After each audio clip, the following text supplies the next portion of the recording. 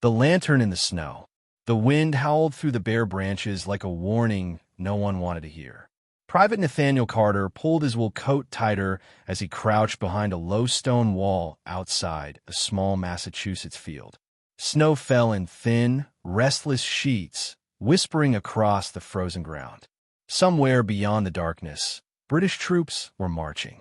The sound was faint but steady. Boots, metal, discipline.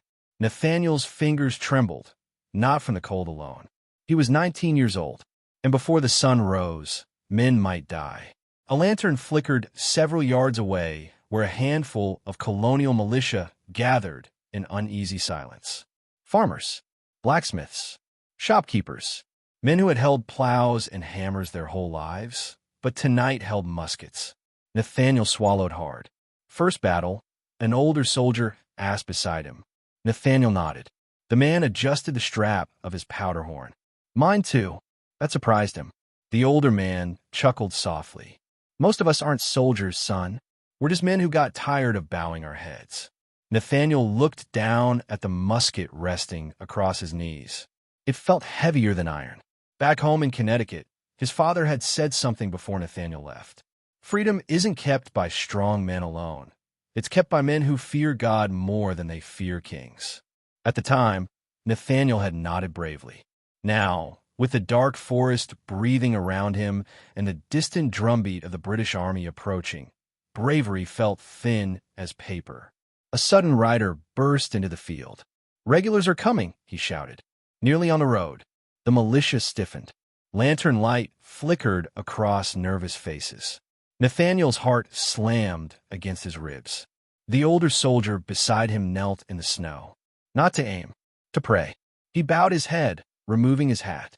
"Lord," the man murmured quietly, "you delivered David with a sling. Deliver us with these poor tools tonight." One by one, the other men lowered their heads. Nathaniel hesitated. The wind rattled the branches above like bones. He thought of his mother reading psalms by the fire. He thought of his father kneeling before supper. And slowly, Nathaniel knelt too. "God," he whispered, unsure how loud his voice truly was. "I'm afraid." The words hung in the cold air.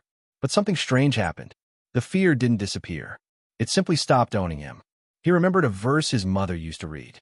"God is our refuge and strength, a very present help in trouble." Psalm 46. Nathaniel lifted his head. Through the trees, redcoats began to appear. The British column moved like a dark river. Disciplined, silent, unstoppable. An officer stepped forward. "Lay down your arms," he shouted. No one moved. Nathaniel's fingers tightened around the musket stock. Beside him, the older soldier spoke quietly. "Steady, lad." Nathaniel breathed slowly. The officer raised his sword. Then, a shot cracked across the field. No one knew who fired first, but the world erupted. Smoke exploded from muskets. Men shouted. Snow scattered under charging boots. Nathaniel fired his musket blindly into the smoke and ducked as a ball whistled past his ear. His heart thundered. Another militia man fell nearby with a cry. Fear surged again, but Nathaniel forced himself up. Reload. Powder. Ball. Ramrod. His hands moved faster now. A British soldier rushed forward through the smoke. Nathaniel aimed. For a split second, the man looked just as young as he was. Nathaniel's stomach twisted. But then he remembered the words spoken earlier.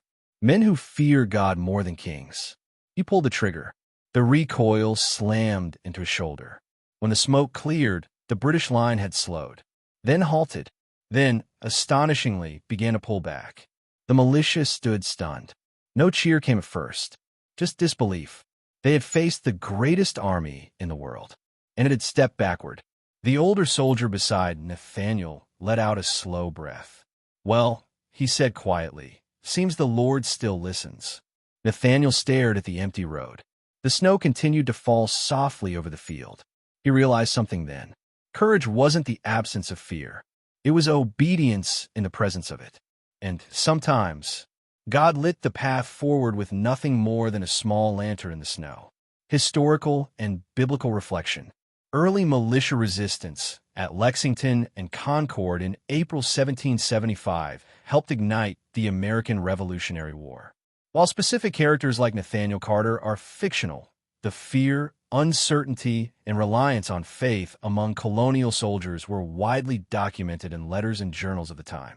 The biblical principle reflected here is Psalm 40:6's teaching that God is a refuge in times of trouble, while the American virtue shown is courage rooted in faith and the conviction that liberty carries both risk and responsibility.